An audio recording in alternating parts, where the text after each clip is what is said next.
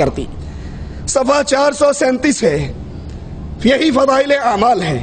کہتے ہیں جنید بغدادی ایک مرتبہ شیطان کو دیکھتے ہیں ننگا پھر رہا تھا. ان کو یا چھوکریاں نظر آتی ہیں یا بغیر داڑھی والے چھوکرے نظر آتے ہیں یا پھر شیطان آتا ہے, تیسری چوتھی چیز کوئی نہیں آتی. ننگا پھر رہا تھا. جنید نے کہا تجھے شرم نہیں آتی تو ننگا پھرتا ہے؟ کہا میں مردوں کے سامنے ننگا پھرتا ہوں, یہ کوئی مرد ہیں؟ مرد تو وہ تبلیغی جماعت کی جو مسجد شنیسیہ ہے اس میں بیٹھے ہوئے ہیں, وہ اصل مرد ہیں. ذکر کر کر کے میرا جگر جلا دیا ہے. جنید اس مسجد میں گئے, دیکھا کچھ لوگ سر پہ گھٹنوں پہ سر رکھ کے مراقبہ کر رہے تھے, الا اللہ کی ضربیں مار رہے تھے.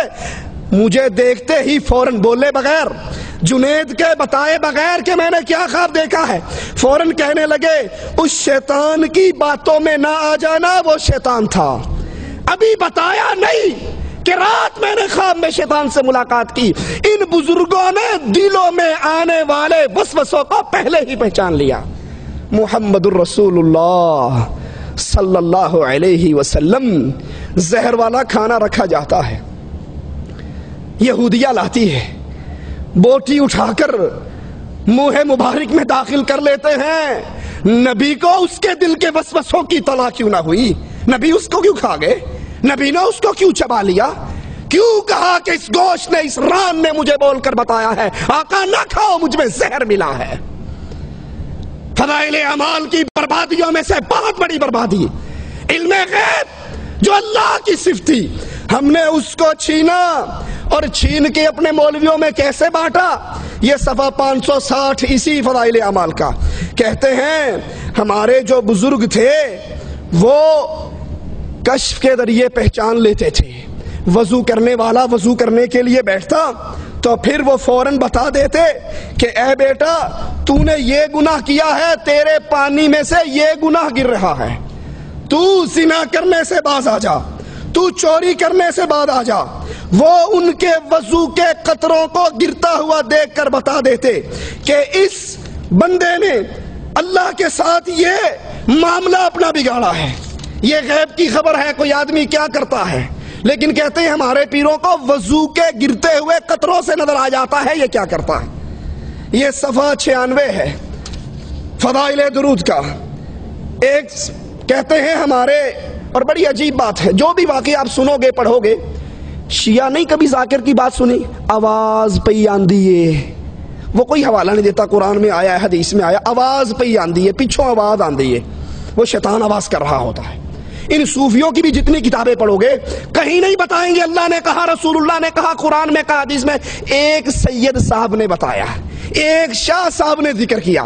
یہاں بھی کہتے ہیں ایک دوست نے مجھے بتایا, ایک خطاط لکھنؤ کا جب وہ صبح آ کر دکان کھولتا تو سب سے پہلے رسول اللہ صلی اللہ علیہ وسلم پر درود شریف پڑھتا اور اس درود کو لکھ لیتا. اس کی موت کا وقت آیا تو پریشان ہو گیا, پتہ نہیں اگلے جہان میں کیا ہونے والا ہے.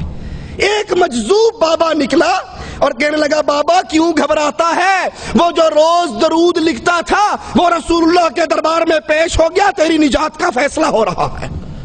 یہ غیب کی خبر مجذوب کو کیسے مل گئی؟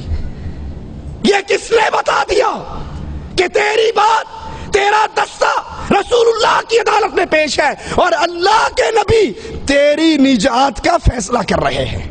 یہ غیب صرف اللہ کو علم ہے. چاہتا ہے رسولوں پہ وحی کر دیتا ہے, اور اگر نہیں چاہتا تو کئی کئی دن وحی کو روک بھی لیتا ہے. آئیے قرآن کو سنیے. قُلْ لَا يَعْلَمُ مَنْ فِي السَّمَاوَاتِ وَالْأَرْضِ الْغَيْبَ إِلَّا اللَّهُ. آسمان میں کیا ہے, کون جنت میں کون جہنم میں, ان کے ساتھ ماجرا کیا ہو رہا ہے. زمین و آسمان کی چھپی ہوئی باتوں کو اللہ کے علاوہ کوئی نہیں جانتا. وَمَا يَشْعُرُونَ أَيَّانَ يُبْعَثُونَ. تم جن صوفیوں کو عالم الغیب سمجھتے ہو, تم جن پیروں کو عالم الغیب سمجھتے ہو, ان کو تو یہ بھی نہیں پتا کہ مر کے اٹھائے کب جانے ہیں. قرآن حکیم. قُلْ لَا أَقُولُ لَكُمْ عِنْدِي خَزَائِنُ اللَّهِ. اے نبی علیہ السلام کہہ دیجئے میں نہیں کہتا میرے پاس اللہ کے خزانے. وَلَا أَعْلَمُ الْغَيْبِ نہ یہ دعویٰ کرتا ہوں میں غیب دان ہوں، ولا اقول لکم انی ملک، میں یہ دعویٰ بھی نہیں کرتا کہ میں نوری ہوں۔ اذان سے پہلے پڑھا کرو الصلاۃ والسلام علیک یا نور من نور اللہ، میں نہ نوری ہوں، نہ عالم غیب ہوں، نہ گنج بخش ہوں، نہ مختار کل ہوں، نہ خزانوں کا مالک ہوں، پھر ہوں کیا؟ میں تو اللہ کی طرف سے بھیجا ہوا رسول ہوں جو ڈراتا ہوں اور خوشخبریاں دیتا ہوں۔ تیسری بڑی گمراہی اس فضائل اعمال کی وجہ سے کلمہ گو مسلمانوں میں قرآن کو چھوڑ کر اس کتاب کو سینے سے لگانے کی جرم میں جو پھیلی وہ یہ ہے کہ ہمارے اولیاء اللہ، ہمارے بزرگان دین، ان کو اللہ سے ڈائریکٹ ان کی ملاقاتیں ہوتی ہیں، وہ ڈائریکٹ اللہ سے باتیں کرتے ہیں، ان کو ضرورت نہیں ہوتی، ان کو حاجت نہیں ہوتی کہ وہ کسی رسول صلی اللہ علیہ وسلم کی حدیث کو یاد کریں۔ یہ ہمارے ہاتھ میں فضائل حج مولوی ذکریہ صاحب کی صفحہ 164 اور 65 کہتے ہیں ابدال میں سے ایک شخص نے خضر سے پوچھا کہ تم نے اپنے سے زیادہ مرتبے والا کوئی دیکھا؟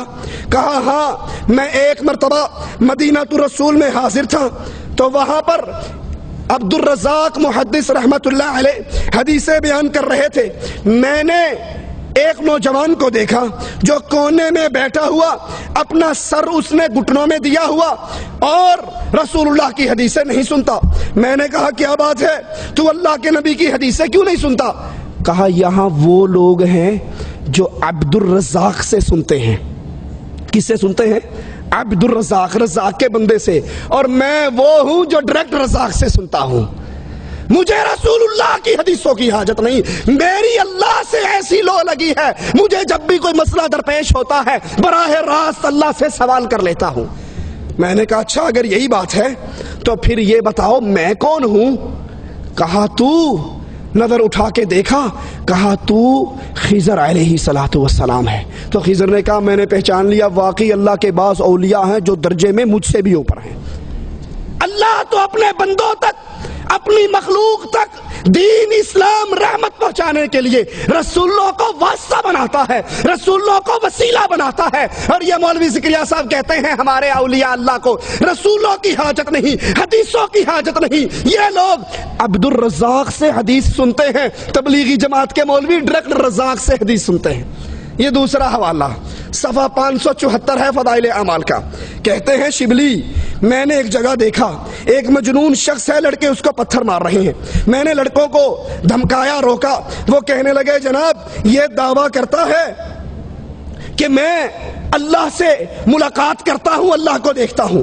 میں نے اس کے قریب آ کر کہا کہ تو یہ دعویٰ کرتا ہے تیری اللہ سے ڈائریکٹ ملاقاتیں ہوتی ہے دنیا میں رہتے ہوئے، تو اللہ کو دیکھتا ہے، اللہ سے سنتا ہے؟ کہا اچھا سنو، چیخ ماری اور کہا شبلی اس ذات کی قسم جس نے اپنی محبت میں مجھ کو برا حال کر رکھا ہے، اگر وہ تھوڑی دیر کے لیے مجھ سے غائب ہو جائے، میں درد فراق میں ٹکڑے ٹکڑے ہو کر مر جاؤں، وہ ہمیشہ میرے سامنے رہتا ہے۔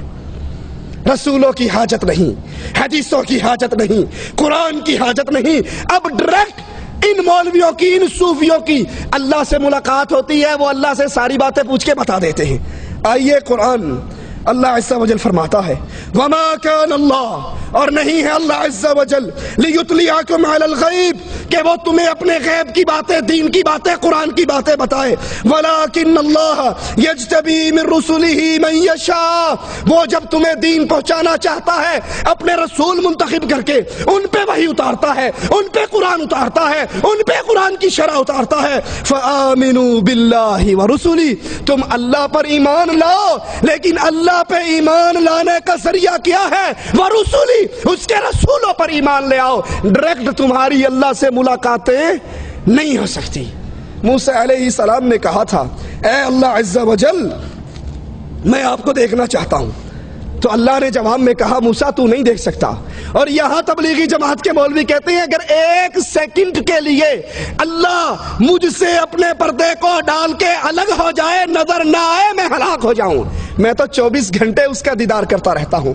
آئیے قرآن کی آیت پہ غور کریں، وَمَنْ أَظْلَمُ مِمَّنِ افْتَرَىٰ عَلَى اللَّهِ كَذِبًا، اس سے بڑا ظالم، اس سے بڑا گمراہ کون ہے جو سچے اللہ عز و جل کے خلاف جھوٹ بولتا ہے، اس میں جھوٹ باندھتا ہے۔ حضرت عائشہ نے تو یہاں تک کہا تھا رضی اللہ تعالی عنہ، جب سائل نے پوچھا تھا کہ کیا اللہ کے رسول صلی اللہ علیہ وسلم نے معراج میں اپنے اللہ کو دیکھا، ملاقات ہوئی؟ وہ کہتے ہیں نا کی نہیں کیتا